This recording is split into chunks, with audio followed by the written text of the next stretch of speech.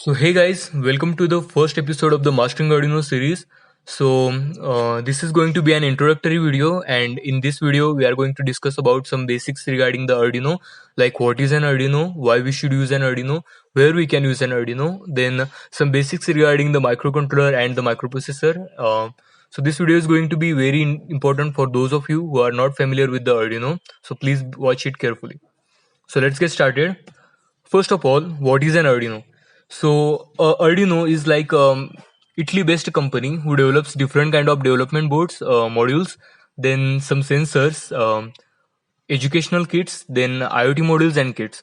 So it's an open source platform, open source hardware and software platform. So there is an IDE developed by the company.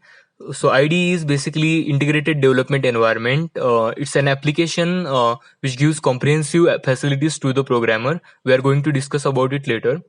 Then most of the people think that Arduino is a microcontroller, but Arduino is not a microcontroller.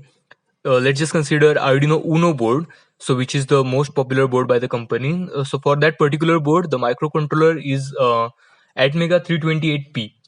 So, what is a microcontroller? That is the most important question right now. So, microcontroller is basically, in effect, a small computer, like a single chip computer. So, all the peripherals like the RAM, ROM, and the power supply are basically embedded into it, and that is the most important difference between the microcontroller and microprocessor. So, microprocessor is needed where we have to perform like lot of processing, and the tasks are not predefined. So like in case of the computer, where we can perform like various applications like gaming, and you can use various types of software. So there may be some tasks that are user defined, not like predefined tasks.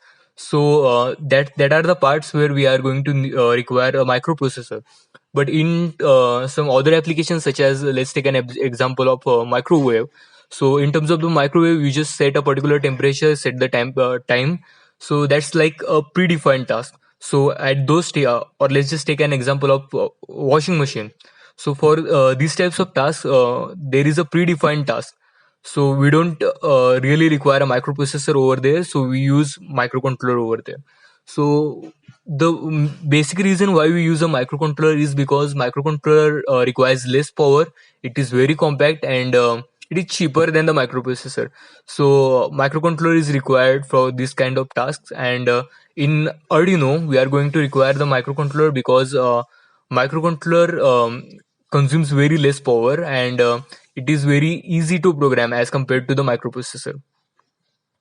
Now, why we should use the Arduino? Like I said before, Arduino is very compact and cheap. So if you have seen the micro Arduino Uno board, so you might have gotten the idea. But if you have not seen the board, I will show you later.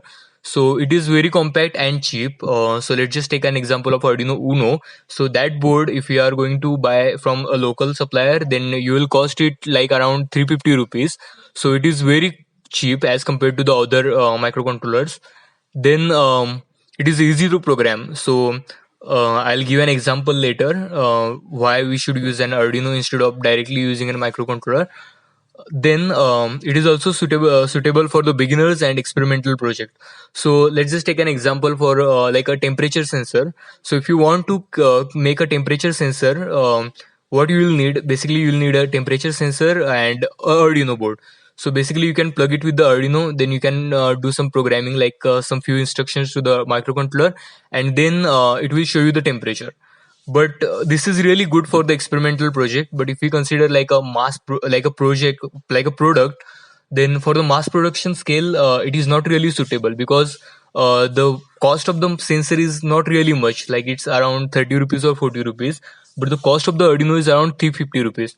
So if you want to make a like a product, it is not really suitable to use a microcontroller, like a microcontroller. Instead of microcontroller, I would say an Arduino board. So for those purpose, we directly go with the AVR chip. So we will discuss it later. I will not go deep right now. Okay, so here I have with me a Firebird V robotic research platform developed by Next Robotics and IIT Bombay in collaboration. So The heart of this board is basically this microcontroller, which is Atmega 2560 microcontroller. It has a clock frequency of around 16 megahertz and it has 54 digital inputs, and out of them 15 can perform the PWM and 16 analog inputs. It has a flash memory of around 256 kilobytes, out of which 8 kilobyte is consumed by the bootloader. So now, to program this bot, you have to use a programmer like this one. Now it's a STK500 programmer, and here is a type B USB port. So you have to connect your type B USB cable like this one over here, and then you have to connect the USB in to your computer. And to upload a program to this, you have to upload a hex file. So, to program the Atmega 2560 microcontroller, you will need something like this program. This is an Atmos Studio 7. So here you have to deal with the embedded programming, like you have to perform the masking, and you have to pull up resistors. You have to deal with the pull up resistors. Then you have to set and reset the pins. So it is really complicated programming. So instead of that, Arduino provides a really simple task. You can just type low or high to set the pins high or low. Like if you are using them as an input, and if you want to use them as an output, there is a different instruction called as digital read or analog read. So it is very simple with the Arduino. And if you want to upload the program, you have to use a bootloader like this one. So you have to select a hex file, and then you have to select like right now I have selected a Atmega 2560 as a different default microcontroller. So you have to upload the program from over here, and you have to select the COM port and baud rate and stuff. So with the Arduino IDE, you don't have to really deal with all these kinds of stuff. If you just connect the board, it will directly show what COM port it is connected, and baud rate is by default set by the IDE. So it is really convenient with the Arduino IDE to program as well as the upload the code to the microcontroller. And that's why Arduino is basically very suitable for the beginners and for the experimental projects and stuff. Okay, so here I have an Arduino board with me right now. It is an Arduino Uno board. So here's an reset button. The reset button is used whenever you have to restart your program from the beginning. If there are a particular set of instructions and you are at a particular set, like you are at a particular instruction and you want to restart the entire program again, you can press this button. Then there is the USB port. It's a type B USB port. You can plug your cable to this board and then upload the program to the microcontroller. Then it's the most important part. It's like a clock. It's a 16 megahertz clock. So it's a crystal oscillator, and it is required mostly for this entire board. Then it's a 5-volt regulator.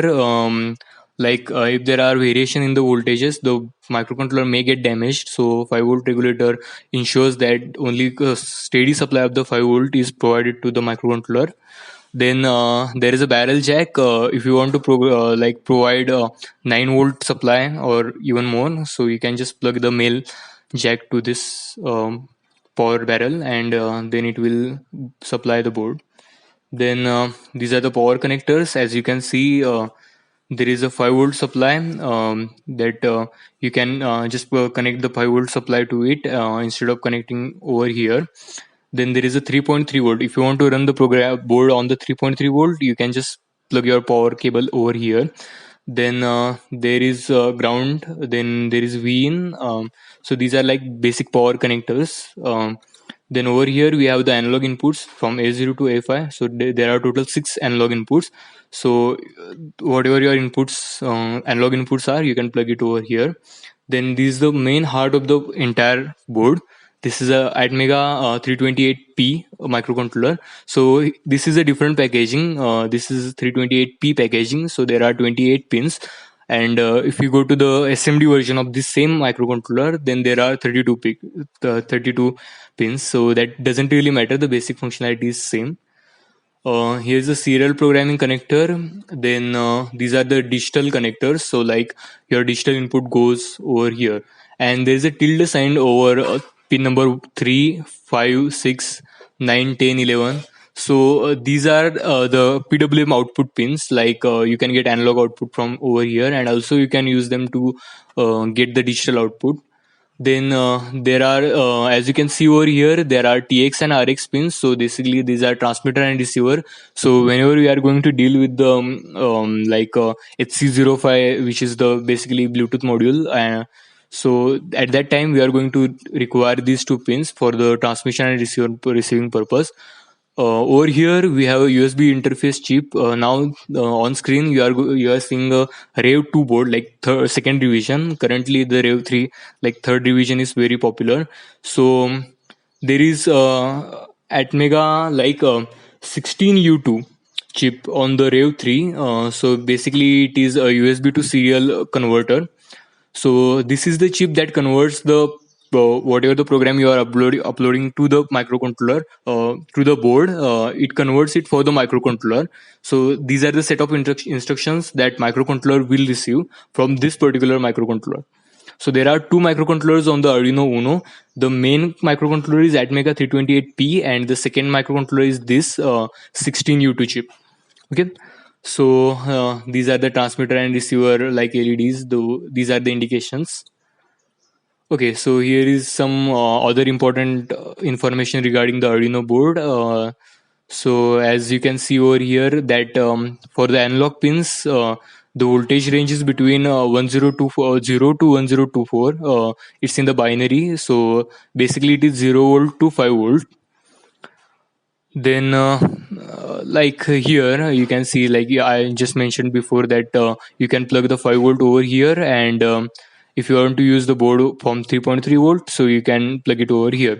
Now the crucial thing is that whenever I say that my board is like 16 megahertz board or 8 megahertz board, like what does it really mean? So it means that it can perform the 16 million instructions, like it can handle the 16 million instructions per second.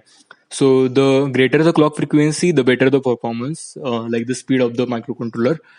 And here are some information regarding, like it's a development board, and these are not really the necessary elements of the board. Like if you ask me, do we need all these components just to perform any specific task? No, we don't need all these components.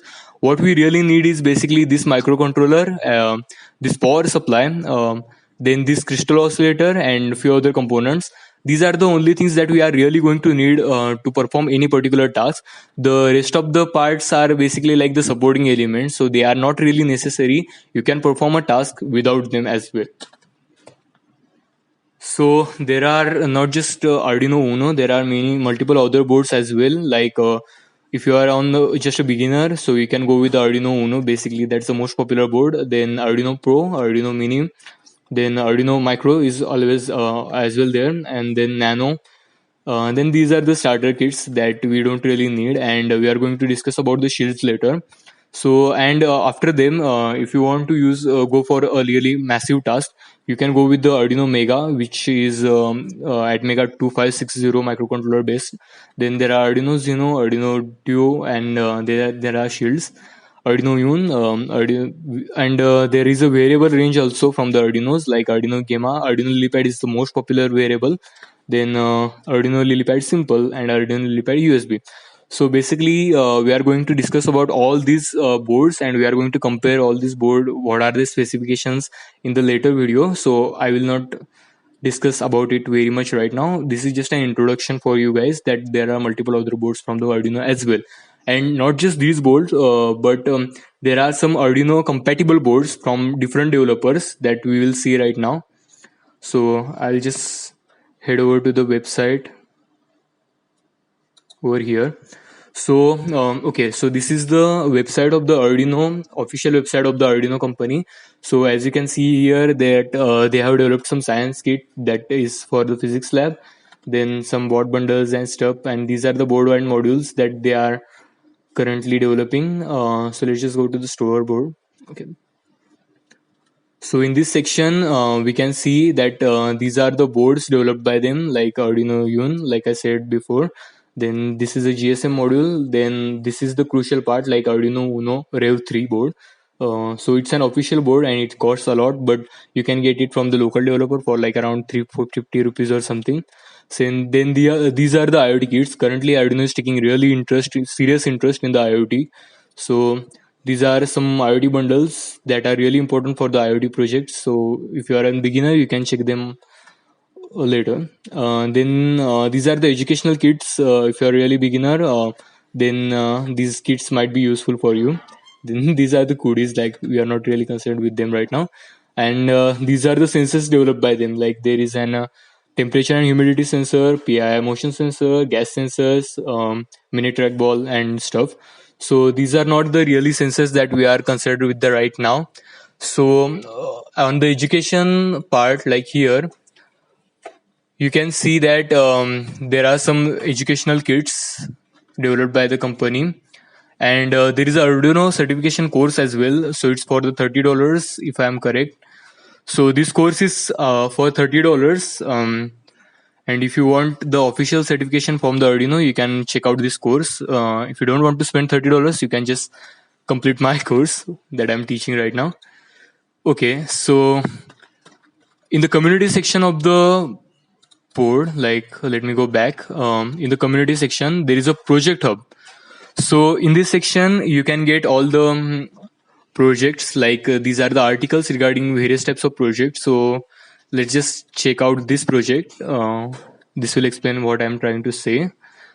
So over here, there's a list of components and where from a link where you can buy them. And over here, they have a video how the entire thing functions, and they have also posted the codes and schematics. So if you are going to start a project and if you need some guidance, you can just check this section. So you'll get the information, like everything you want to know about any project, so you'll get to know from here. And like I said before, that there are some Arduino compatible board developed by some other companies. So this is a SparkFun. These are the leading companies regarding the electronics. So let's just go to the Arduino section. So here you can see that they have also developed their own kits, and this is a SparkFun Open Lab Open Log. Then Arduino Pro Mini, you can buy it from over here as well. Then this is a red board. It's a compatible Arduino board which provides same functionalities as Arduino, but it's a bit cheaper. The original Arduino board was for like $23, and this is for $20. And it is the same Arduino board that we've seen on the website, same for $23. So yeah, so these are the list of the components that you can check out. And let's just go to the another site, Adafruit. This is also a really big company in terms of the regard electronics. So let's just again go to the Arduino section of this particular website. So over here, we can see that Metro board is basically Atmega 328 based, same Arduino like kit, Arduino like board, but it is cost at $18. Then this is the kit developed by them. Then there are some shields. These are basically the breadboard and stuff. So there are various companies developing their own customized boards, and if you want to buy their boards or just try their boards, you can just go on their website and check their boards as well. Okay, so this was it for today's video, and in the next video we are going to learn about how to program the Arduino, and we are going to learn the Arduino IDE in depth. So please don't miss that video. That video is going to be a little bit longer than this one, but it is going to be very informative, so please check that out.